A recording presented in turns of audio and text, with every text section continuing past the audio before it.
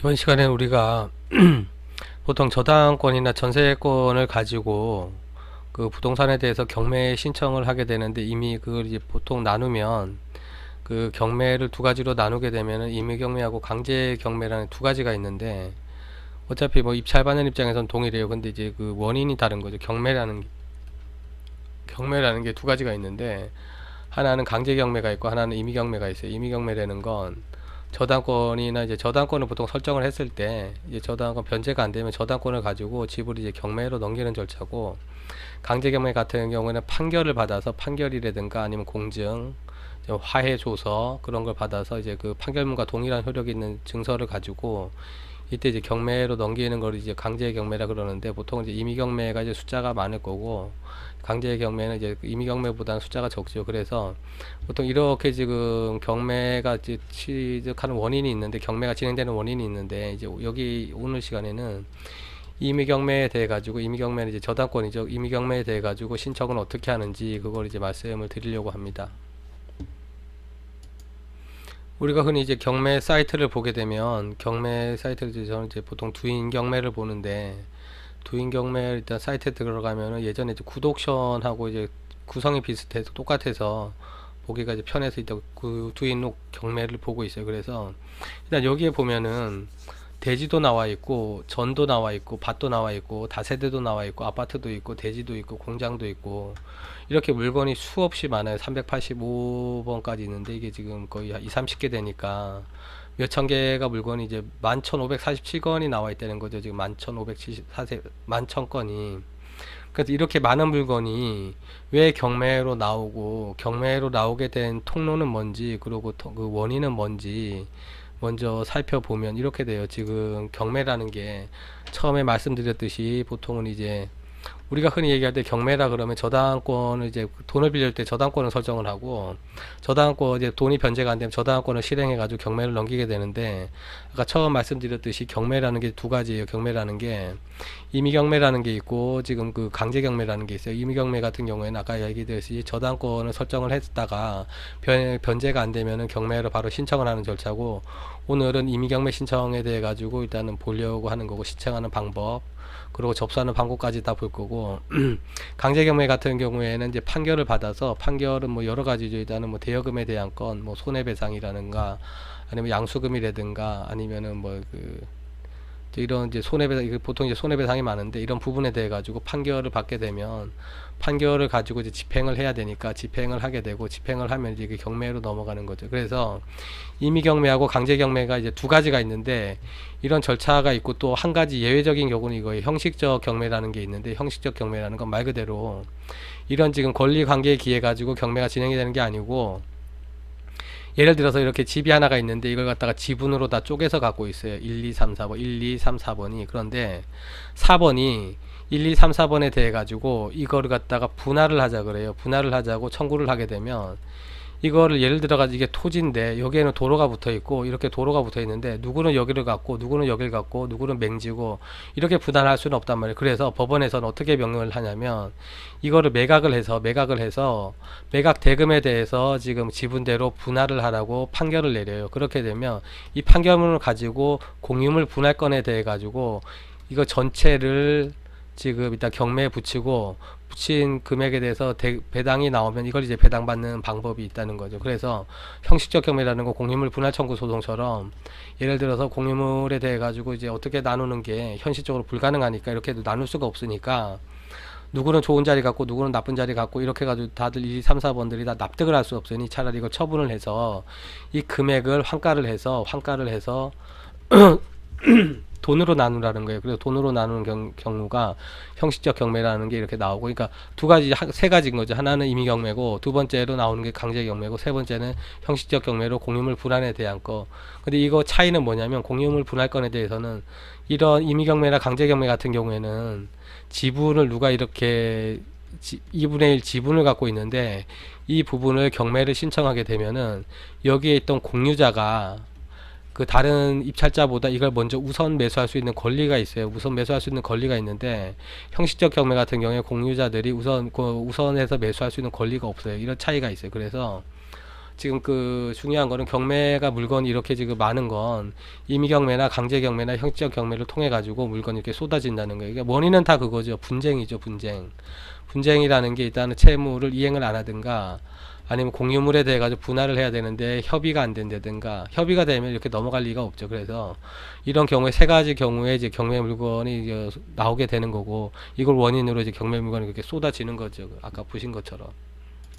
그래서 오늘 말씀드릴 부분은 임의경매에 대해서 임의경매를 얘기하는 거고, 임의경매라는 건 아까 말씀드렸듯이 우리가 돈을 빌려주면서 A가 B에게 돈을 1억을 빌려주면서 아파트에다가 그 저당권을 설정을 해요. 저당권이라 그러면 그냥 저당권이 있고, 보통 또 근저당권이라는 게 있어요. 근저당권이라는 건 뭐냐면, 저당권이라는 건 1억이라는 금액을 딱 확정적으로 1억을 빌려주니까 1억을 하는 거고, 내가 예를 들어서 1억을 월 1% 이자를 받기로 하고 빌려줬는데 이게 지금 금액이 늘어나니까 예를 들어서 120%라 그러면 1억 2천에 대해서 저당권을 설정을 하고, 근저당권을 설정을 하고, 여기서 내가 만약에 1년이 지나가지고 1억 1200만 원을 받아야 되는 상황이라 그러면 이 금액까지는 내가 지금 우선권을 갖겠다. 뒤에 지금 후순위자들보다, 그 의미입니다. 그래서 근저당권을 설정하는 경우가 있고, 그래서 저당권이나 이제 근저당권을 설정하는 경우가 있을 거고, 두 번째는 지금 전세권이 보통 있을 거예요. 전세권이라는 거는 이제 알죠. 이제 아파트가 있으면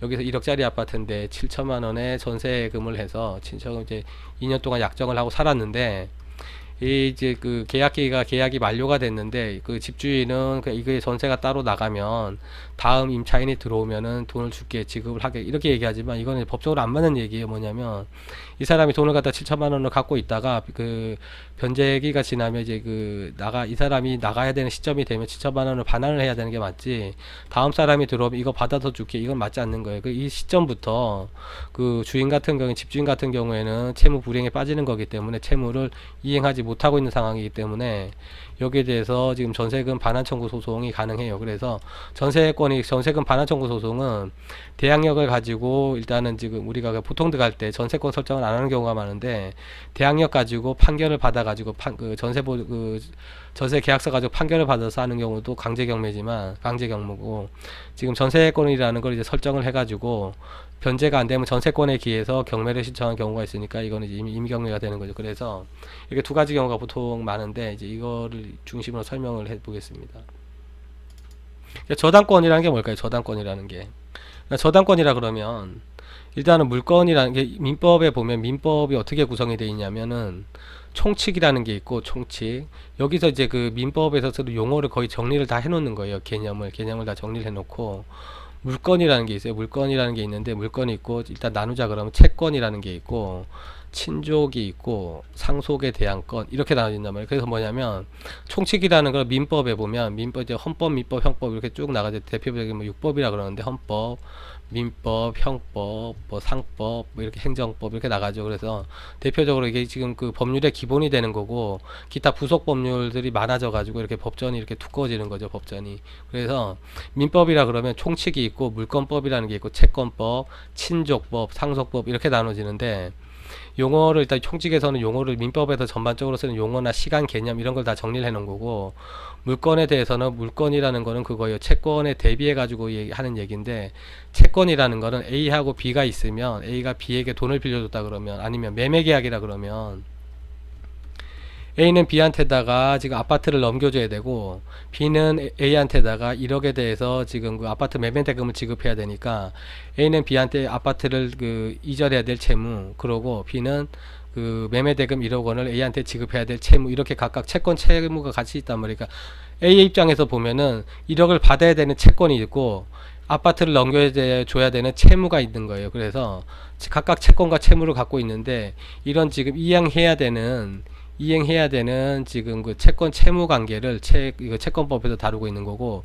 물건이라는 거 법정 지상주의라고, 이거 물건에 대해서는 법정돼 있는데, 물건은 법정주의라는 거 뭐냐면 8개의 물건이 있는데, 보통은 이렇게 되죠. 그러니까 우리가 이제 소유권에 관한 건이 있을 거고, 담보를 목적으로 하는 게 있을 거고, 이용을 하는 게 목적으로 하는 게 있을 거고, 이렇게 있단 말이에요. 소유권이라든가 점유권이라든가 이런 게 있을 거고, 담보라는 거는 저당권이라든가 질권이라든가, 저당권은 부동산, 질권은 동산에 대한 건이고, 그 이용에 대한 거는 뭐 전세권이라든가 그렇게 있을 거예요. 뭐 그 지상권이라든가. 그래서 물건이라는 게 뭐냐면 물건을 나눠보자면 8가지 정도가 있는데 소유권의 기한권이 내가 뭐 말 그대로 우리가 흔히 얘기하는 소유권이고, 다음에 점유권이라는 게 있을 거고, 내가 이제 점유하는 권리.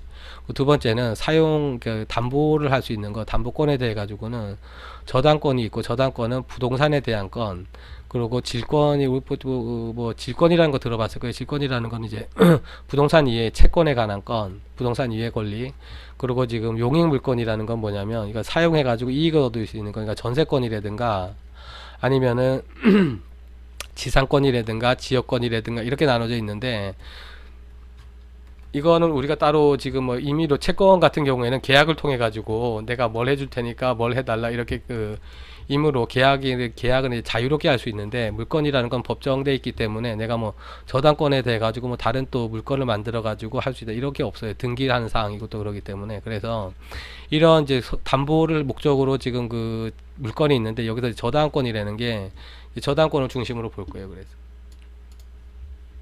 그럼 저당, 우리가 보통 얘기하는데 근저당이라고 보통 그러는데, 근저당이라는 건 이제 저당권이 그 저당권이라는 게 이제 그 담보 물건이고 담보 물건인데, 이 건에 대해 가지고 근저당이라는 거는 내가 1억을 빌려주면서 1억을 설정을 한다 그러면 이건 저당권이고, 1억에 대해서 1%로 매월 1% 이자를 지급하기로 하고, 이거 갖다 1억 2천 120%로 1억 2천에 대해 가지고 근저당권을 설정한다 그러면, 예를 들어서 1년이 지났을 때 변제가 안 되면 1억 이자까지 1200만 원에 대해 가지고 이제 청구를 할 수 있고, 1억 2천만 원까지에 대해 가지고는 후순위, 그러니까 이번 그 저당권을 설정한 사람도 있을 거고, 뭐 전세권도 있을 거고, 임차권도 있을 거고, 이렇게 있는데, 이 사람들보다 선순위로 일단 배당을 내가 확보를 할 수 있다는 거죠. 그래서 은행에서도 얘기를 할 때 보통 1금융권 같은 경우에는 보통 110% 정도를 근저당권을 설정하고, 2금융권 같은 경우에는 보통 120% 이렇게 설정을 해요. 왜 그러냐면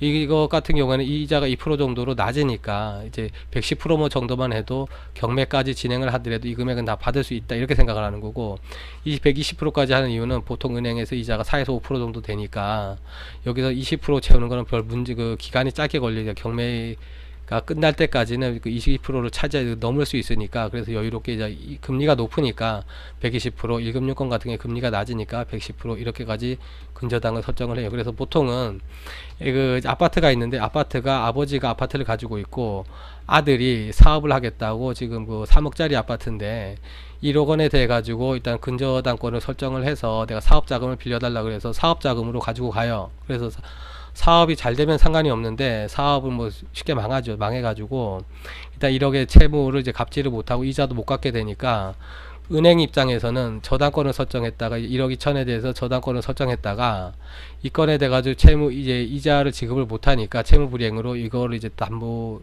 아파트를 이제 경매로 넘기는 거죠. 그래서 이럴 경우에는 임의 경매라고 그러고, 임의 경매의 경우에는 지금 어차피 아버지가 있다 이렇게 관계는 이렇게 돼. 아버지 같은 경우에는 채무자가 아니고 이제 물상보증인인 거죠. 물상보증인이라는 건 지금 나는 그냥 물건에 대해서만 보증을 섰다, 이게 물상보증인이고, 아들이 채무자가 되는 거고 돈을 갚아야 되는 채무자가 되는 거고, 은행이 채권자가 되는 거고, 이렇게 해가지고 채권자가 물상보증인에게 일단 청구를 하고, 만약 아들하고 아버지 관계가 아니라 그러면 남남이라 그러면 물상보증인 같은 경우에는 아파트를 날리게 되는 거고, 2억이 남으면 배당을 받게 되고, 그리고 1억에 대해서는 이 사람한테 구상을 한다고 그래요. 구상권 청구를 해서 1억을 다시 받아올 수 있게, 이렇게 해서 법률 관계가 정리가 돼요. 그래서 이제 중요한 건 이제 보통 경매 같은 경우에 법무사를 통해서도 할 수 있는데, 지금 그 절차가 어렵지 않고 그 법원에 한 번만 갔다 오면 되는 거예요. 이거는 절차가. 그래서 지금 그 법률구조공단에서 법률 정보에서, 여기 법률 정보에서 법률 서식에 들어가면 법률 서식이 나오고, 서식에서 경매 신청이라는 그 제목을 치면 여기에 보시면 부동산 담보권 실행을 위한 경매 신청서 이렇게 돼 있어요. 부동산 담보, 부동산에 대해서 담보권은 저당권을 실행하기 위한 경매 신청서 이렇게 돼 있고, 서식을 다운받으면 이렇게 돼 있죠.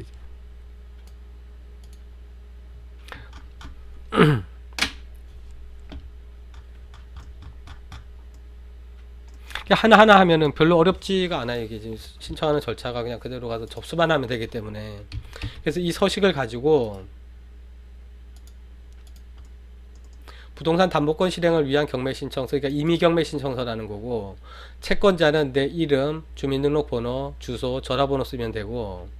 천천히 얘기할게요. 그래서 저도 이게 남들이 모르는 거를 남들이 얘기해 주는데 너무 빨리 얘기하니까 헷갈리더라고. 그래서 천천히 말씀을 드릴게요. 이 부분부터는 부동산 담보권 실행을 위한 경매, 그러니까 부동산 담보권이라는 건 저당권이나 전세권을 얘기하는 거고, 그 실행을 위한 경매 신청서입니다. 그 얘기고, 채권자는 지금 그거죠. 우리가 만약에 돈을 빌려준 사람, 내가 돈을 빌려줘 가지고 저 이제 채무자 집을 이제 경매로 넘겨야 되는데, 거기에 대한 이제 내 이름, 주소, 주민번호, 전화번호 쓰면 되고, 채무자 겸 소유자라는 거는 지금 이 사람이 집을 갖고 있는 채무자, 그러니까 거기에 채무자가 갖고 있던 집에다가, 아파트에다가 저당권을 설정했을 때 그 사람 그 소비대차, 뭐 금전 소비대차 계약서 차용증에 적힌 이름하고 주민번호 쓰면 되고, 주소 쓰면 되고, 그리고 전화번호, 휴대폰 번호 쓰면 되고, 알는데까지 쓰면 되고요. 그리고 청구 금액이라는 거, 내가 1억을 빌려서 원금 1억 원 및 이에 대한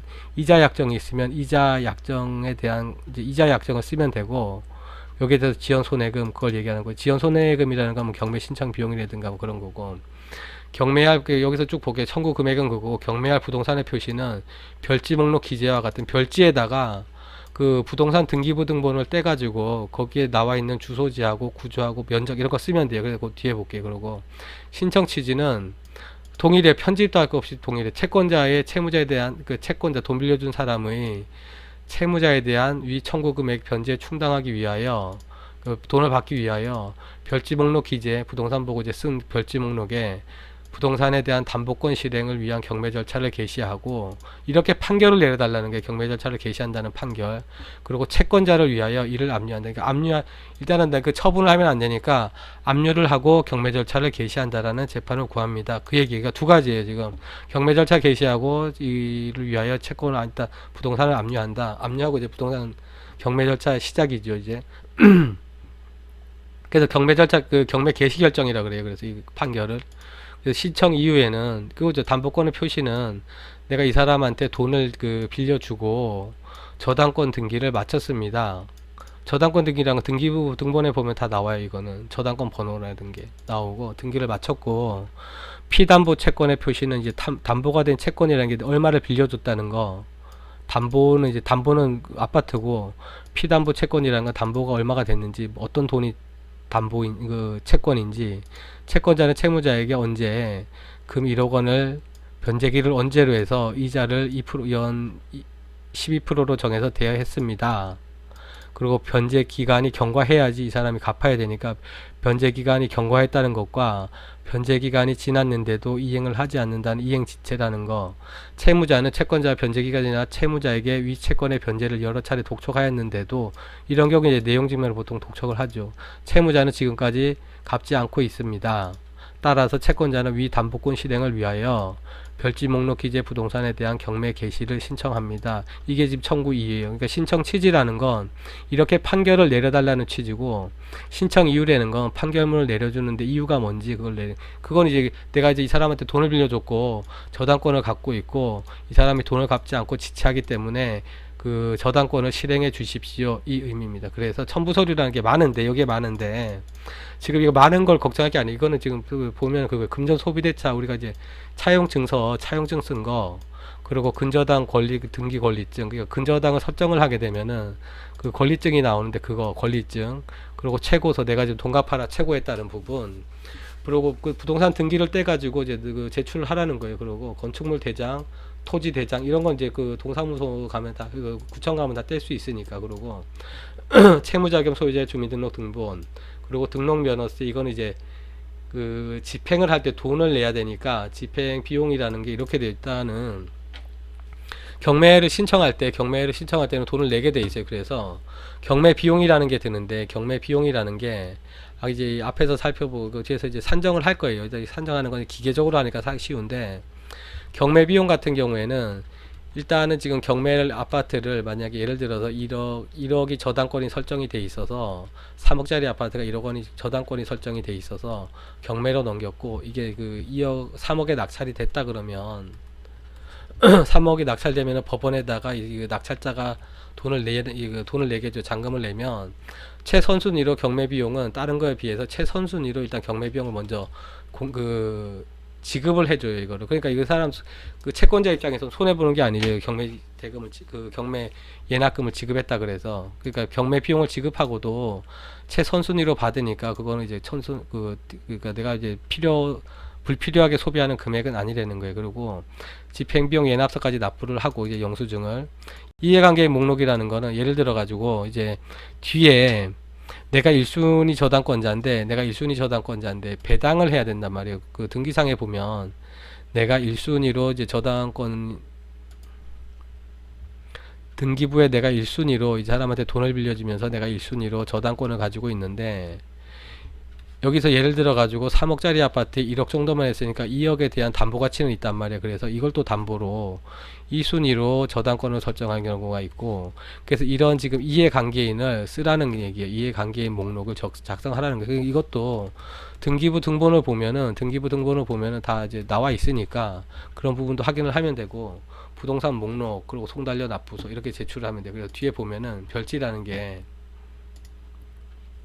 경매할 부동산의 표시는 등기부 등본을 떼보면 주소가 나와 있을 거고, 그리고 토지 및 위치상물, 이거는 구조도 여기에 나와 있어요. 2층 단독주택, 그리고 면적, 주택 면적. 그래서 그 등기부 등본을 보고 그대로 이제 작성을 하면 되고, 이해관계 표시라는 거는 지금 등기부 등본이라는 게 이렇게 구성이 되어 있어요. 뭐냐면 등기부 등본을 떼보게 되면 등기부 등본에 보면 이제 표제부라는 게 있어요. 표제부라는 거는 이제 뭐 이 건물이 아파트라 그러면 여기 아파트의 한 채라 그러면 이 건에 대해 가지고 전체적으로 이제 전체 동에 대해 가지고 이제 이거 전체 동을 갖다가 얘기를 해줘야 되니까 전체 동을 이제 뭐 면적이라든가 구성이라든가 얘기를 하고, 두 번째는 이 호실 만약에 1101호라 그러면 1101호에 대한 면적하고 그걸 이게 그런 부분을 일단 여기다 설명을 해놓고, 표제부하고 갑구하고 을구가 있는데, 갑구라는 거는 소유권에 관한 거, 그리고 을구라는 건 소유권 이외에 뭐 담보물건이라든가 그런 부분이니까, 근저당권 2번 근저당권자, 3번 근저당권자, 4번 근저당권자가 있으니까 을구를 보게 되면 당에 이제 그 후순위 채권자들이 있을 거예요. 그래서 이걸 갖다 적으라는 얘기는 이 사람들한테 순서대로 배당을 해줘야 되니까 이해관계인이 어떻게 되는지를 명시를 해라, 그 얘기예요. 그래서 이해관계인 표시를 하고 여기에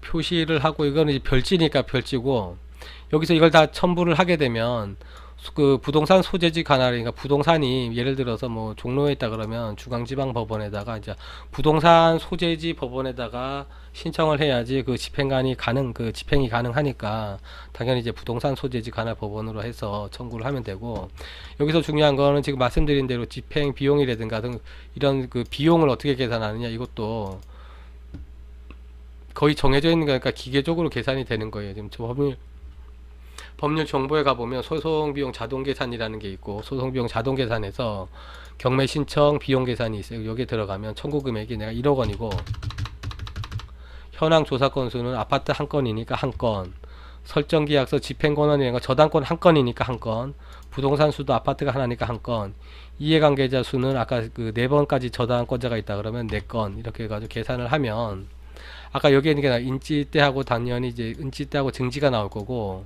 송달료는 이해관계인들한테 송달을 해야 되니까 우편요금으로 나올 거고, 등록면허세, 교육세, 신문 공고료는 일단 1회차로 그 경매가 진행이 되면 신문에 공고를 해야 되니까 신문 공고료, 그리고 유찰 수수료, 현황조사 수수료, 매각 수수료, 아까 그 내용이 다 들어가 있다고 얘기해. 그래서 감정 수수료는 이제 감정평가사가 이거 그 최초 감정가를 이제 평가를 해야 되니까 그렇고, 이렇게 해서 이걸 갖다가 다 이제 납부를 하게 되면 여기다 영수증을 받고, 영수증은 아까 그 서식에다가 경매집행 신청서에다가 이제 첨부를 하면 되니까,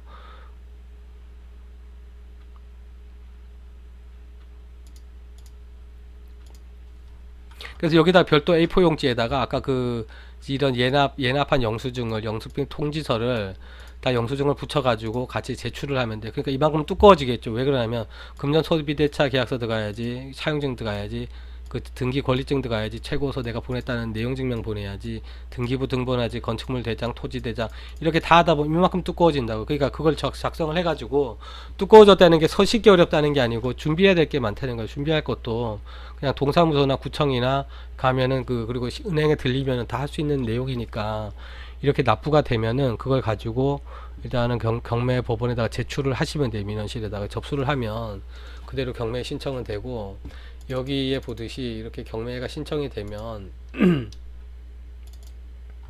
예를 들어서 지금 아파트를 예를 들어 보면, 아파트가 들어갔는데 경매로 들어갔는데, 보통 이런 거지. 임의경매라는 게, 보통 경매에서 임의경매라는 게 아까 얘기대로 저당권에 대한 실행이고, 저당권 실행을 어디서 보냐면 밑에 내려오면 이제 근저당권을 울산 동부신협이 일단 설정을 했고, 임의경매로 신협이 이제 청구를 해서 2억에 대해 가지고, 그러니까 그래서 임의경매라는 거고. 그리고 이 건에 대해 가지고 지금 사건 접수는 18년 5월 8일에 됐는데 2020년 11월 1일 날 지금 그 입찰 기일이 잡혀서, 그러니까 이건 상당히 오래 걸린 거죠. 보통은 경매를 신청하면 1년 정도가 지나면 절차를 다 마치고 보통은 이제 그 경매 입찰이 시작이 돼요. 그래서 그 이제 시작이 되면 우리가 흔히 알듯이 이제 경매를 이제 낙찰받는 경우가 많은데, 낙찰받는 입장에서 이제 받을 수 있는 거고, 어차피 그래요. 낙찰받는 입장에서 지금 입찰만, 즉 입찰 절차만 알면 되는데, 이런 지금 부동산 물건이 어떻게 지금 이렇게 여기에 이렇게 물건으로 나왔는지 전체적인 부분을 이해하는 데도 많은 도움이 될 겁니다. 그래서 일단 오늘은 임의경매 신청 저당권 실행에 대해서, 이제 저당권을 실행해서 경매를 신청하는 절차를 받고, 일단 구분해야 될 개념이, 경매라 그러면은 일단 두 가지가 이제 강제 경매하고 임의 경매가 있는데, 오늘 이번 시간에는 임의 경매 이제 저당권 실행을 받고, 저당권을 실행해 가지고 경매가 진행이 되면 일단은 임의 경매라는 거고, 임의 경매에서 임의 경매 신청서하고 아까 각종 서류가 있어요. 일단 첨부해야 될 서류하고 지금 비용 예납하는 부분하고만 정리가 되면 바로 접수를 하면 되고, 접수를 했을 때 비용 같은 경우에는 최선 순위로 일단 배당을 해주니까 손해 볼 일은 없다는 거예요. 그래서 접수가 되면 경매가 진행이 되고, 경매에서 1차로 이제 입찰 기일이 잡힐 때까지는 거의 한 1년 정도 걸려요. 1년 정도. 그래서 1년 정도 걸리니까 그 중간에 이 사람이 그 채무자가 변제를 한다든가 그러면 경매를 취소하는 경우도 생기고 취하도 가능하고 그렇게 돼요. 그래서 우리가 보통 이렇게 돼요. 경매가 취소되는 경우가 있고 취하를 하는 경우가 있는데, 경매 취하라는 거는 경매 신청했던 사람이 낙찰되기 전에 이걸 이제 그 경매 절차를 이제 정지를 시키는, 정지해 가지고 이제 끝내는 거고, 취소 같은 경우에는 경매 절차가 진행이 되는데 제3자라 그러면 이제 채무자라든가 채무자가 이 건을 변제를 해 가지고 변제한 걸 갖다 확인을 하면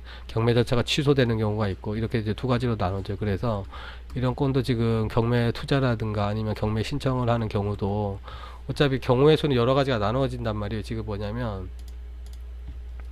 경매라는 게 경매라는 게 일단은 이제 입찰자가 보통 이제 많죠. 보통 입찰자가 많은데 지금 그 입찰자 수만큼 경매를 신청한 사람도 있을 거고, 신청을 한 사람이 이제 채권자일 거고, 채무자 같은 경우도 채무자도 이제 돈 빌린 사람이 있을 거고, 일단은 그 보증만 서준 물상 보증인도 있을 거고, 그러고 집행관이 있을 거예요. 그래서 이런 부분이 민사집행법으로 다 이제 진행이 되는데, 민사집행법 중에서도 집행관 입장에서는 이런 절차, 내부 절차를 진행을 하는 거고, 입찰자 입장에서는 지금 일부 지식만 있다 그러면 별로 이제 낙찰을 받는 데는 문제가 없고, 낙찰을 받는데 권리관계 부분하고 임차인 관계만 정리가 되면은 낙찰을 받아가지고 보통 이제 재테크로도 많이 지금 이용을 하고 있는데, 이런 부분에 대해 가지고 남보다 부동산을 싸게 살 수 있다는 이제 이점이 있으니까 그렇게 지금 보통 입찰자 입장에서도 이제 볼 수가 있고, 경매를 신청, 오늘 보는 이제 임의경매 신청권에 대해서도 지금 이런 경우도 있을 거고, 여기서 이제 여러 가지 이제 채무자 입장에서는 이제 돈을 못 갚았으니까